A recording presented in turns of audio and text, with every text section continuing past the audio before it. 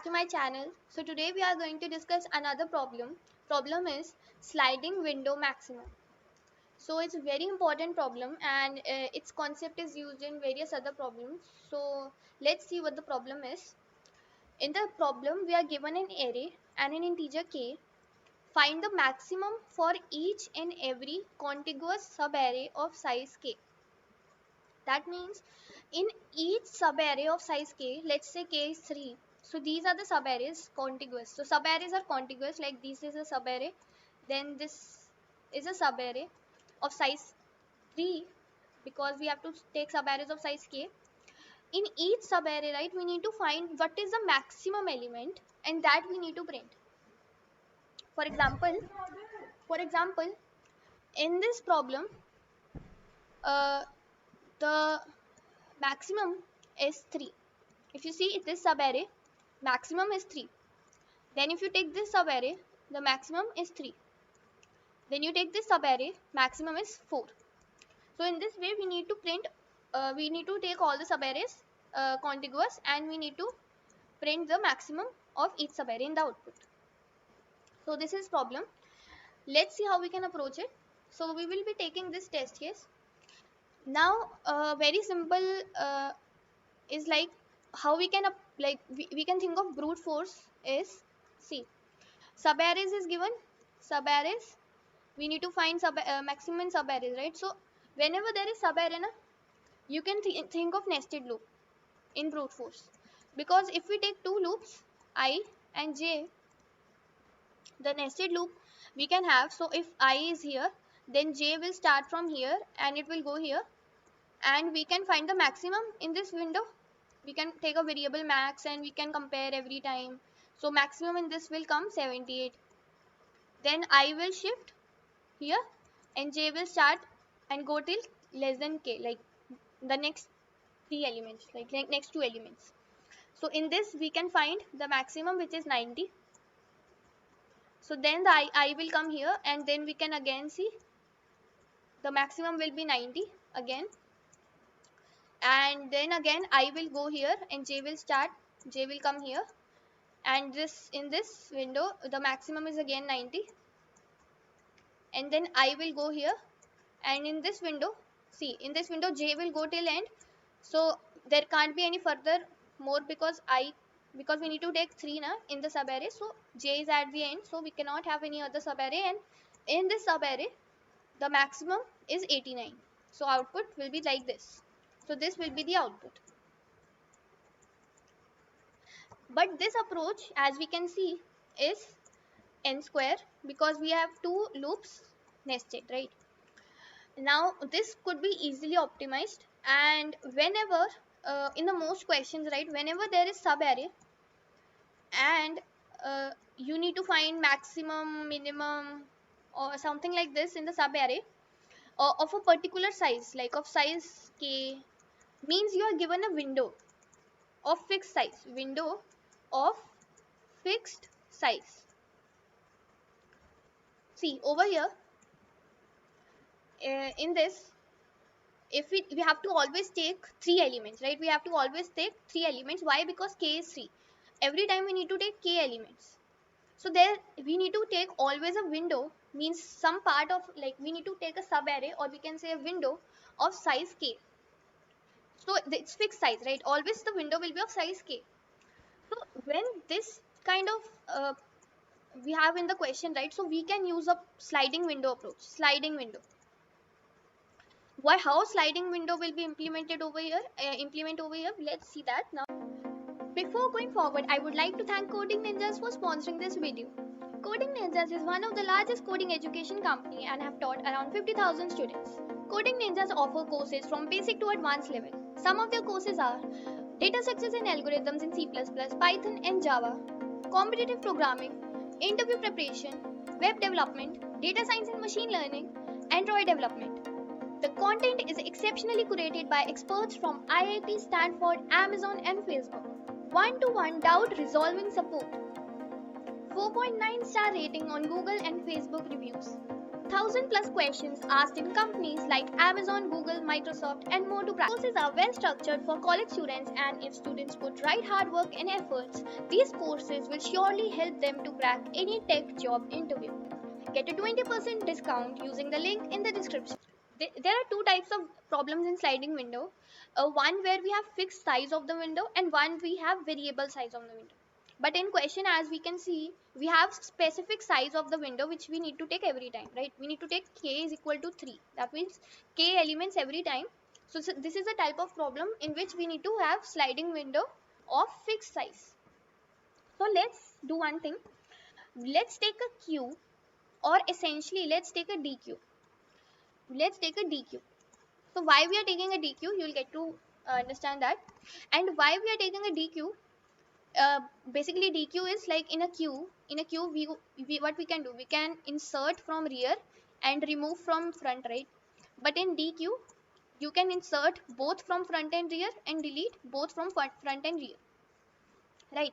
So we are going to take a DQ over here, and what we are going to do is, first of all, since there are some specific steps when we like approach a sliding window problem. So first of all, in a sliding window of fixed size, like here fixed size is there na? So what we do is, we take the first window. The first window will be 0 1 2. This will be the first window na, of size k, that means size 3. And we will, what this DQ will do, this DQ will always store index of maximum value. So in the question also, what we need to do, see, in the question we need to find maximum of each subarray na? So this DQ is going to store maximum, it's going to store index of maximum value. You'll get to understand also that why are we storing indexes, why we are not storing the value itself. You'll get to know that. But let's, for now, let's do it like the DQ is storing the indexes of maximum value. Okay, so our pointer, our I pointer will start from here. So initially 12 is there, so we will add this 12 in the DQ. That means we will add its index, so 0 is added. Now I go to here, I goes here, and we will add 1 in the DQ, and we will check if 1, see 12 at over here in the DQ, 12 is there, right? And 1 is less than 12, so there is no problem, we can simply add 1. So we are adding its index 1. Then I goes here. Now if you check the last entry in the DQ was index 1, which has value 1, and it is less than this 78. So do you think this 1 has any benefit in the DQ? No na, because it's less, and we already have a element which is greater than 1, and this Q always store maximum na, index of maximum. So what we'll do is, since this value at this index is 1 and is less than 78, we will pop this and we will add this 2. Now if you compare this 0 also, check this 0, it has value 12, and 2 index has value 78, and 12 is also less than 78. So why are we keeping 12? DQ will always store that this position, this position, 0th index of DQ will always store the maximum value index. So we will pop this also because it's 12, which is less than 78, and this 2 will now be at the front, will be at front. So it will be at front. So see, this 2 is now at the front. So in this way, when you if you print now, if you check the index at the first like this value which is at the first index of DQ, this is 2, so 2's value is 78. So this is the maximum in this first window, right? So now let's move forward. Now what we will do is, I will go to 90. Now what we will check is that at index 2 value is 78, but we got 90 now. So 90 is less than is greater than 78, right? So no point of keeping 2. Let's remove 2 and let's keep 3 in place of it, because 90 is bigger, and we and now we are considering this window. See, now we are considering this window, right? This window. So now if you see, the maximum in the value which is at front of the DQ is 3, and value at 3 index is 90. So 90 is the maximum in this second window from here till here, right? Now let's move forward. Now I will go here, and now we are considering this window from here to here. See, 3 elements, 1 2 3. So 57 uh, at index 3 it's 90, and 57 is less than 90, so we will not remove this. It will be at the front of Q because 90 is greater than 57, but we will add this 4 index back at the back of this. Maybe in the future this could be the maximum value 57, so we are adding it after 3, right? And still 3 is the at front of the DQ, so 3 at index 3 we have the maximum value which is 90, so we will print 90. So 90 is the maximum for this window, this one till here to here, right? Now I will go here, and we are now taking this window from here till here. So 89 at index over here it's 4. If you see 4, it's 57, and 89 is greater than 57. So no need of this 4 index. Why we are keeping it? So we will pop it and we will replace it with 5. 5 will come. And now if you check, still 3 is at the front, so at 3 index 90 is there, so 90 is the maximum. If in this window, see in this window 90 57 89 90 is the maximum. Now we again go further, we go to I, we check, is at index 5 it's 89, and 6 is 56. So 56 is less than 89, so 5 will be there only, but this 6 index we can have after 5. But one problem is there now. Are you still, 3 is at the front, right? 3 is at the front. So are you gonna print 90 for this window which we are considering now, this window? But 90 is out of this window, na? 57 89 56. In this window 89 is the largest, which is index 5, right? We cannot take this 3. So the purpose of taking indexes is will be now clear. Why we are storing indexes is so that we can check. See, we are currently at 6 index, and 6 minus 3 means we need to take 6, 5 and 4. These 3 indexes we need to take, and 3 index, since it's out of bound now, it's less than or equal to I minus k, right? It's less than or equal to I minus k, na, 3 index. So this should be popped now from the queue. So we will pop from the queue. This should not be present in the queue now. So 5 will be at the front now, and 5 index has value 89. So for this window maximum will be 89 for this window. So this is our output. If you see 78 90 90 90 89. So there are this window, then this window, then this window, then this window, and then lastly this window. So this is the approach. This is how we proceed with the sliding window. Let's quickly discuss what we did. I'm gonna erase this part.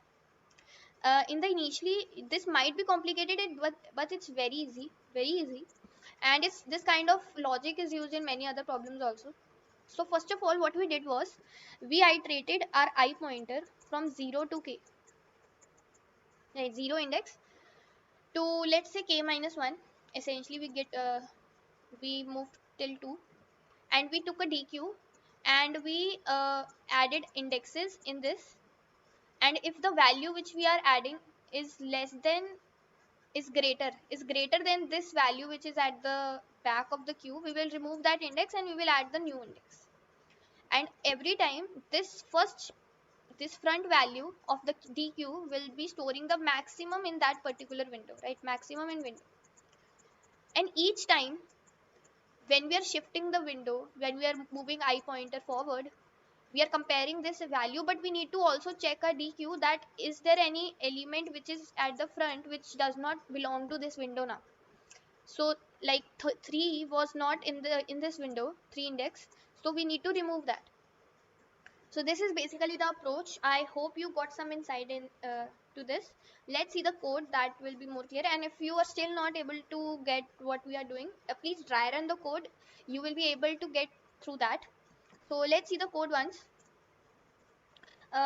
This is main function. We are taking this array, size of the array k, and we are calling this print k max, passing array n and k.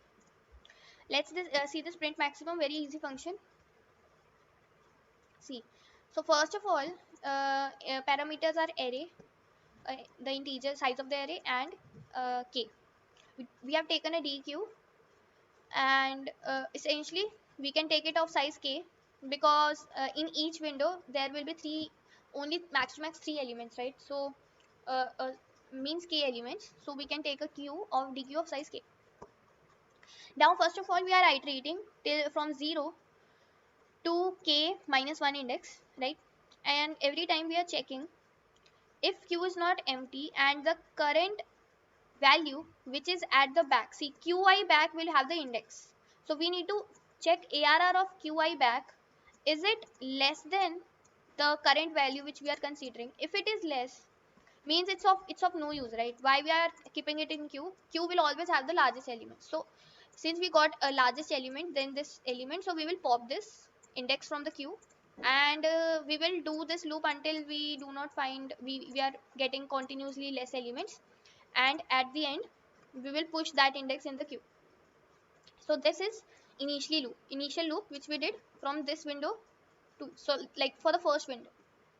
And then we will proceed with the sliding window. We will be sliding our window. So sliding window means initially this was the I was here, now we will be moving I here, and from here this will be from till here, like starting here from here.